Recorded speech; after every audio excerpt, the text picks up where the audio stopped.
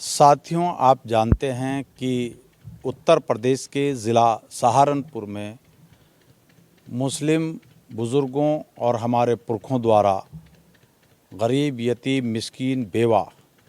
इनकी ज़िंदगी में उजाला लाने की खातिर उस वक्त अपनी बेशकीमती ज़मीनों को वक्फ़ किया गया था और वक्फ़ करते समय उन्होंने इसकी ये व्यवस्था की थी कि जो मदरसों के संचालक हैं या मस्जिदों के मुतवल्ली हैं, उन लोगों के नाम ज़्यादातर वक्फ़ किए थे। और उसके पीछे उनका लॉजिक ये था, मानना ये था कि ये लोग दीन की पढ़ाई कराते हैं, अल्लाह के रसूल, कुरान और शरीयत से वाकिफ़ हैं। ये बेईमानों से, घोटालेबाजी से और मक्कारियों से दूर रहेंगे और इन प्रॉपर्टियों का जो हम वक्फ़ करके जा रहे हैं, इनका सही इस्तेमाल करके समाज के जो वंचित लोग हैं, जो गरीब गुरबा लोग हैं, उनकी ज़िंदगी में उजाला लाने के लिए इसका इस्तेमाल करेंगे। लेकिन देखने में ये आ रहा है कि सहारनपुर में जितनी भी वक्फ़ की संपत्तियों को खुर्द-बुर्द किया जा रहा है या माफियाओं के साथ मिली भगत करके उनको गलत तरीके से उनके हाथों में दिया जा रहा है, उसमें तमाम के तमाम मदरसों के संचालक और मस्जिदों के वो भ्रष्ट और बेईमान मुतवल्ली हैं जो वक्फ़ की जायदादों को अपने हिसाब से खुर्द-बुर्द करके अपना आर्थिक साम्राज्य खड़ा कर रहे हैं। सहारनपुर में इसी तरह मौलवी नाज़िर हसन वक्फ़ नंबर 322 का मामला भी अभी कोर्ट में विचाराधीन है। इस पर भी मदरसा मज़ाहिर उलूम जदीद के कुछ मौलानाओं ने, जो इसमें मुलव्विस हैं, उन्होंने गलत तरीके से पैसा की बंदर बांट करके कुछ माफिया प्रवृत्ति के लोगों के हाथों उसको खुर्द-बुर्द कर दिया। फ़िलहाल यह मामला कोर्ट में विचाराधीन है, लेकिन कोर्ट में विचाराधीन मामला इसलिए नहीं है कि मदरसा मज़ाहिर उलूम ने मौलवी नाज़िर हसन की संपत्ति को खुर्द-बुर्द किया है, बल्कि कोर्ट में विचाराधीन इसलिए है कि मदरसा मज़ाहिर उलूम के कुछ मौलानाओं ने, जो इसमें मुलव्विस हैं, उन्होंने एक तरीके से इस मामले को उलझाते हुए एक साथ 3-3, 4-4 किराएदार इसके घोषित कर दिए थे, रसीदें बना दी थी। उन आपस में किराएदारों में विवाद है और ये विवाद ही कोर्ट में चल रहा है। तो मेरा इसी तरीके से एक वक्फ़ नंबर 690 का मामला है, जो थाना जनकपुरी के जनक नगर तकिया में पड़ता है और वहाँ पर ये प्रॉपर्टी है। इस प्रॉपर्टी पर भी माफियाओं ने सेटिंग करके, माफियाओं के साथ सेटिंग करके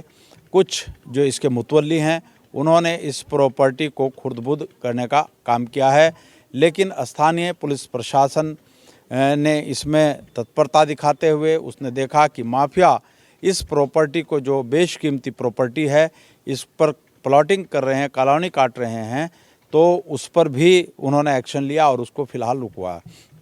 मामला यहाँ ये है कि अगर किसी प्रॉपर्टी पर, किसी मस्जिद पर, ईदगाह पर कोई हिंदू पक्ष अपना दावा ठोकता है तो तमाम मुसलमानों का ईमान जाग जाता है और सारे के सारे सड़कों पर उतरने को तैयार हो जाते हैं। मगर जब वक्फ़ की संपत्तियों को मुसलमानों के ही मौलवी मुल्ला, जो इन धंधों में मुलव्विस हैं, वो खुर्द-बुर्द करते हैं, तो कोई भी मुसलमान बोलने के लिए तैयार नहीं है। सहारनपुर में 3 मौजूदा विधायक हैं, आशू मलिक,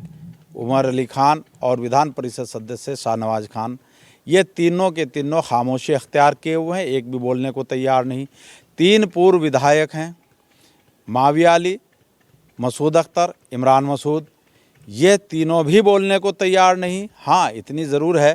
कि मसूद अख्तर को जब भी वक्फ़ संपत्ति बचाने के सिलसिले में मीटिंगें बुलाई गई हैं और उनको इनवाइट किया गया है, वो हमेशा इसमें आए हैं। और एक सांसद हैं, वो भी शुरू में उन्होंने कोशिश की, उसके बाद न जाने मदरसे के मौलवियों ने कौन सा ताबीज़ उन्हें घोल करके पिलाया कि वो भी वक्फ़ संपत्तियों के खुर्द-बुर्द मामले में खामोशी अख्तियार करके बैठ गए। माविया अली ज़रूर, जो पूर्व विधायक हैं, वो वक्तन फ़वक्तन इन संपत्तियों को बचाने के लिए मुहिम चलाते रहते हैं और जो इन संपत्तियों को खुर्द-बुर्द करते हैं, उनके विरुद्ध बिगुल बजाते रहते हैं। बहरहाल, जितने मुसलमान हैं,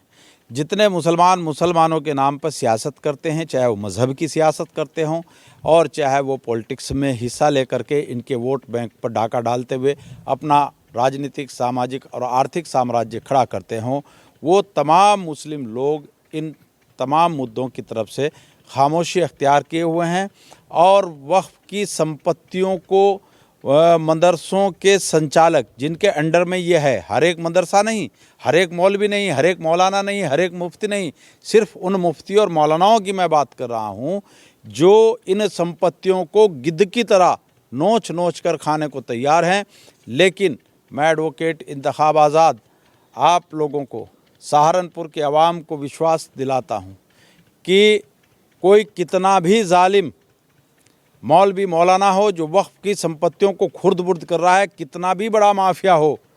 हम उसको 1 इंच ज़मीन भी अब वक्फ की ना तो खुर्द-बुर्द करने देंगे, ना वक्फ की 1 इंच ज़मीन पर भी उनको अवैध निर्माण करने देंगे। इसके लिए हमें किसी भी हद तक लड़ाई लड़नी पड़े, क्योंकि भारत में कानून का राज है, संविधान की व्यवस्था है। इनके बाप की हुकूमत नहीं चल रही जो इन संपत्तियों को गिद्ध की तरह नोच नोच कर खा रहे हैं। तो मैं एडवोकेट इंतखाब आज़ाद आपको भरोसा दिलाता हूं कि हमने वक्फ नंबर 322 का सिलसिला जोड़ा,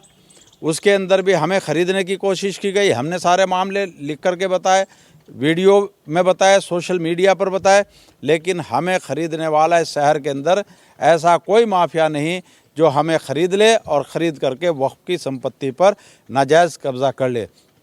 तो मैं आम मुसलमानों से भी आह्वान करता हूँ, उनसे भी अपील करता हूँ कि ये वक्फ की संपत्तियाँ ये कौम का सरमाया है। इन संपत्तियों को बचाने के लिए आप खुद आगे आएँ, क्योंकि आपका विधायक, आपका सांसद, आपका जनप्रतिनिधि अपने वोट बैंक के समीकरणों